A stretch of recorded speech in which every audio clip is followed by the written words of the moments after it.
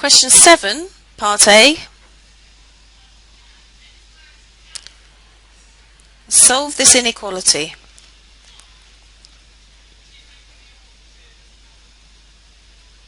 This is a simple inequality to start with. We'll just multiply out the brackets and rearrange to get the x terms on one side and the numbers on the other, just as you would an equation, making sure that you get that minus sign there correct.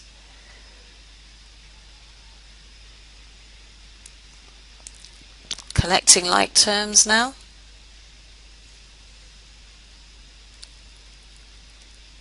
So I eventually end up with 11 over 2 is greater than x. And if you're going to flip it the other way round, then make sure you flip the sign to x is less than 11 over 2, or 5.5. So just one solution for that inequality.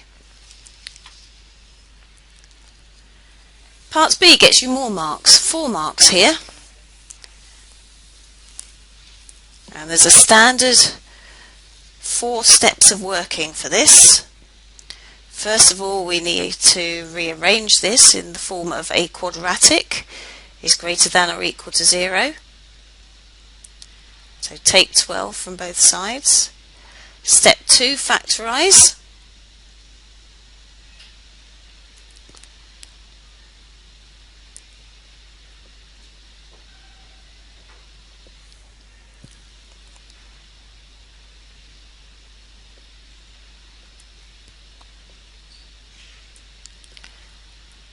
A little tricky, but a bit of trial and error will soon lead you to the correct factorisation.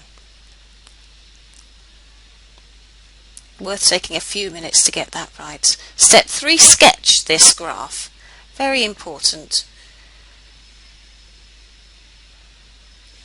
And sketch the graph showing the points where it crosses the x-axis. These critical points are important, and we want the region where this graph is above the x-axis, greater than or equal to 0.